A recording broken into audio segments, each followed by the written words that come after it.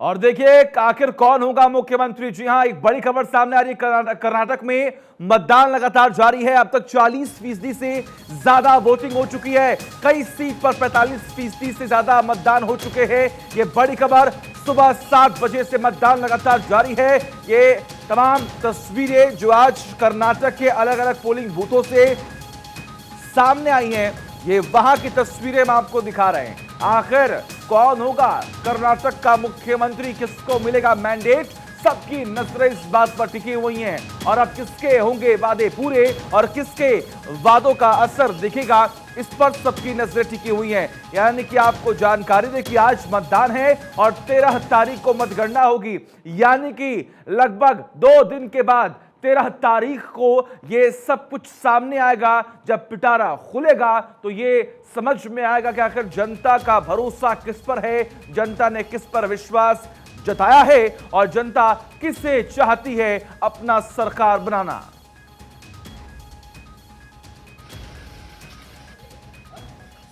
Sir क्यों निंत्ಕೊಂಡ್ಬಿಡಿ sir ಇಲ್ಲಿ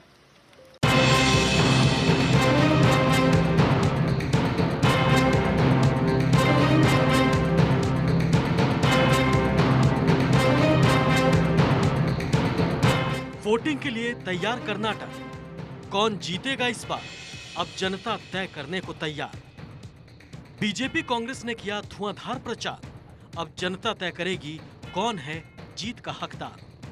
voting से पहले सभी पार्टियों के नेता मंदिरों में हाजिरी लगाने पहुंच रहे हैं ताकि ईश्वर की कृपा और भक्तों से वोटों का आशीर्वाद मिल सके। कर्नाटक में बीजेपी, कांग्रेस और जेडीएस सहित सभी राजनीतिक दलों ने धुआंधार प्रचार किया। अब आज रिपोर्ट कार्ड पर जनता अपनी भागीदारी सुनिश्चित करेगी। जहां वोटिंग से पहले पीएम मोदी ने कर्नाटक की जनता को वीडियो मैसेज किया, तो वहीं कांग्रेस नेताओं ने मंदिर पहुंचकर 5 गारंटी को लागू करने का संकल्प लिया। पीएम मोदी ने भी राज्य के मतदाताओं से कर्नाटक को भारत में नंबर 1 राज्य बनाने के लिए डबल इंजन बीजेपी को चुनने की आखिरी अपील की थी। तो वहीं कांग्रेस के 2 दिग्गज सिद्धारमैया और डीके शिव कुमार मैसूर के चामुंडेश्वरी मंदिर पहुंचे और पहली कैबिनेट बैठक में 5 गारंटी को लागू करने का संकल्प लिया।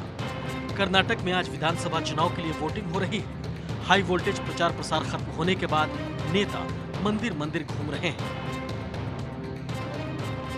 कि किसी तरह जनता को प्रभावित कर सके। कर्नाटक में बीजेपी, कांग्रेस और जेडीएस सहित सभी राजनीतिक दलों ने जबरदस्त चुनाव प्रचार किया, लेकिन मुख्य मुकाबला तो कर्नाटक चुनाव में बीजेपी और कांग्रेस के बीच है। इसलिए तो बीजेपी की तरफ से पीएम मोदी ने 18 रैलियां की और 6 रोड शो किए। तो वहीं गृह मंत्री अमित शाह ने 16 रैलियां और 20 रोड शो किए। कांग्रेस की तरफ से राहुल गांधी ने 23 रैलियां और 2 रोड शो किए। प्रियंका गांधी ने 15 रैलियां और 11 रोड शो किए। तो वहीं सोनिया गांधी भी रैली करने के लिए मैदान में आई ताकि कांग्रेस को हर हाल में जीत दिलवाई जा सके। बीजेपी और कांग्रेस दोनों के लिए कर्नाटक चुनाव 2024 का सेमीफाइनल है, क्योंकि बीजेपी जहां कर्नाटक से दक्षिण विजय के ख्वाब देख रही है, तो कांग्रेस वापसी से मजबूती की सोच रही है। इसलिए इस चुनाव में लोकल मुद्दों के साथ साथ राष्ट्रीय मुद्दों पर भी जमकर प्रचार किया गया। पीएम मोदी के अपमान से लेकर बजरंग दल पर बैन का मुद्दा रैलियों के दौरान छाए रहे। कर्नाटक चुनाव में इस बार मुकाबला काफी कड़ा होने वाला है। जहां बीजेपी पीएम मोदी और येदियुरप्पा के दम पर चुनाव में उतरी, तो वहीं कांग्रेस ने डीके शिव कुमार और सिद्धारमैया पर दांव खेला है। बागियों ने दोनों ही पार्टियों के लिए टेंशन खड़ी की, तो वहीं बीजेपी ने अपने 40% से ज्यादा चेहरे बदल दिए हैं। कर्नाटक चुनाव में इस बार सबसे हॉट सीटें हैं। वरुणा से कांग्रेस के पूर्व मुख्यमंत्री सिद्धारमैया और बीजेपी के वी सोमन्ना में कांटे की टक्कर है। शिग्गांव सीट से मैदान में है खुद मुख्यमंत्री बसवराज बोम्मई, जिनका मुकाबला है कांग्रेस के यासिर अहमद खान से। हुबली धारवाड़ सेंट्रल से बीजेपी के बागी और पूर्व मुख्यमंत्री रह चुके जगदीश शेट्टार कांग्रेस के टिकट पर मैदान में है। इनके खिलाफ बीजेपी ने महेश टिग्नाकई को उतारा है। तो वहीं चन्नापटना से जेडीएस नेता और पूर्व मुख्यमंत्री एचडी कुमार स्वामी का मुकाबला बीजेपी के सीपी योगेश्वर से होगा।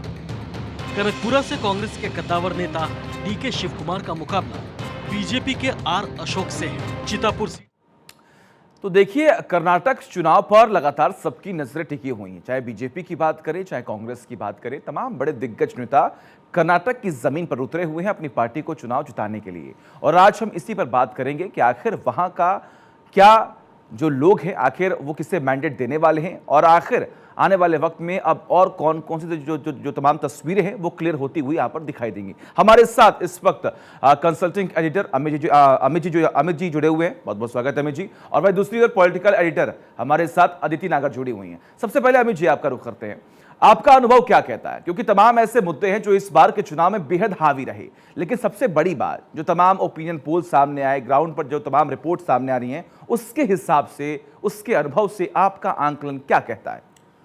देखिए, सबसे बड़ी बात है कांग्रेस लगातार स्थानीय मुद्दों पर चुनाव लड़ने की बात कह रही है और भारतीय जनता पार्टी के पास डबल इंजन की सरकार, जिस तरह से भारतीय जनता पार्टी ने हर क्षेत्र में, हर चुनावी जो प्रदेश है उसमें बाजी मारी है, तो उस फॉर्मूले को यहाँ लागू कर रही है। सचिन, सबसे बड़ी बात क्या है कि 140 के आसपास ऐसी सीटें हैं, 144 अगर हम कहें तो वहाँ पर डायरेक्ट फाइट है कांग्रेस और भारतीय जनता पार्टी की, और 85 सीट ऐसी है जिस पर भारतीय जनता पार्टी ने कब्जा ऑलरेडी पिछले चुनाव में किया हुआ है। 40 के आसपास सीटें ऐसी हैं जो हार जीत का मार्जिन जो है 1000 से 5000 के बीच में है। कांग्रेस वहां पर नजर गड़ाए हुए है, और 54 ऐसी सीटें हैं जिस पर हर बार एक जैसे भारतीय जनता पार्टी जीती तो दूसरी बार कांग्रेस जीती है। तो इस तरह के समीकरण हैं। उधर लिंगायत, बोकालिंका, कोरवा और SC ST जो समुदाय हैं, इनके जो वोट परसेंटेज हैं उस पर चुनावी गणित पूरा निर्भर करता है। लिंगायत के बड़े नेता हैं BS येदियुरप्पा और बसवराज बोम्मई, और जगदीश शेट्टार जो पिछले कुछ दिनों से कांग्रेस में थे, भाजपा में थे, अब कांग्रेस आ गए हैं। तो कांग्रेस को लगता है कि थोड़ा बहुत भी अगर लिंगायत वोट आ जाए, क्योंकि 52 मठों में से 40 से ज्यादा मठ भारतीय जनता पार्टी के साथ हैं, कुछ एक मठ कांग्रेस के साथ भी इस वक्त हुए हैं। दूसरी तरफ बोकालिंगा एक बड़ा वर्ग है और उस वर्ग से डीके शिव कुमार आते हैं, और 1999 में SM कृष्णा जो कांग्रेस के पूर्व अध्यक्ष रहे थे, वो वोकालिंगा समाज से आए थे, और कांग्रेस को ये उम्मीद है कि वोकालिंगा जब जब हमारे साथ आया है, सरकार बनी है, तो अब ये देखना पड़ेगा। दूसरी तरफ भारतीय जनता पार्टी ने अपने कई वैसे चेहरों को जिन पर थोड़ी आंच आई थी उसको बदल दिया, और प्रधानमंत्री मोदी का आपने रोड शो और तमाम रैलियां देखी होगी, जिस तरह विकास के दावे वादे किए गए भारतीय जनता पार्टी की तरफ से, वो तमाम ऐसे थे जिस पर कि कहीं ना कहीं जनता को एतबार हो। और कांग्रेस ने एक मुद्दा उनको दे दिया, बजरंग दल का जो उनके घोषणा पत्र में था, उस पर भारतीय जनता पार्टी बड़ी एग्रेसिवली प्ले की है। तो अब कुल मिलाकर ये देखना पड़ेगा कि आज जो शाम 5 बजे तक चुनाव के मतदान होगा वो किस तरह के परसेंटेज। बिल्कुल, और देखिए इसीलिए सबकी नजर इसी बात पर टिकी हुई है कि आखिर 13 तारीख को जब पोर्टली खुलेगी तो ये समझ में आएगा कि आखिर जनता ने किसे समझा है, और आखिर जनता चाहती क्या है कि आने वाले वक्त में कौन हमारी आवाज को सुने और हमारी समस्याओं का समाधान करे। अदिति लगातार बनी हुई हैं। बड़ी बात यह है अदिति कि इस बार जितने भी तमाम बड़े चेहरे कांग्रेस की तरफ से भी, वो भी खुद चुनाव लड़ रहे हैं। क्या इसका इंपैक्ट पड़ेगा? देखिए, बिल्कुल पड़ेगा, क्योंकि जैसा अभी अमित जी कह रहे थे कि वोकालिंगा और उनका वोटिंग परसेंटेज और लिंगायत का वोटिंग परसेंटेज बहुत ज़्यादा इम्पैक्ट देने वाला है। लेकिन इस बार एक खास बात ये देखी गई, ये बात सही है कि प्रधानमंत्री नरेंद्र मोदी जब गए मैदान में, क्योंकि इस पूरे चुनाव में केंद्रीय नेतृत्व भाजपा का वर्सेस लोकल नेतृत्व जो कांग्रेस का है। हाँ, ये बात ज़रूर है कि राहुल गांधी गए, तमाम चीज़ें हुई, लेकिन जो ये जोड़ी रही सिद्धारमैया और डीके शिव कुमार, इनको ज़रूरत पड़ी कि वो दोनों एक साथ आए, अपनी आत्मीयता वाली बातों के वीडियो वायरल करें, और मेहनत भी लोकल लीडरशिप ने करी। तो ऐसे में जो बड़े चेहरे उतरे हैं मैदान में, उसका काफ़ी इम्पैक्ट रहने वाला है। जगदीश शेट्टर का कांग्रेस में आने से काफ़ी कांग्रेस को फ़ायदा मिलने वाला है। देखिए, ये सारा जो मामला है ना, ये 2 चीज़ों पर टिका है। पहला, डिवीजन ऑफ वोट पर आम आदमी पार्टी 212 सीटों पर लगभग चुनाव लड़ रही है। उसके अलावा जो ओवैसी चुनाव लड़ रहे हैं, यहाँ तक कि KCR भी जो कोस्टल एरिया है वहाँ चुनाव लड़ रहे हैं। ये जो पूरा इम्पैक्ट है, ये बीजेपी को कितना सपोर्ट करता है। बीजेपी के लिए भी अग्नि परीक्षा है, क्योंकि यहाँ का जो परसेप्शन है, जैसे जैसे 2024 नजदीक आएगा, हर एक चुनाव परसेप्शन वाला चुनाव तो बनता ही है।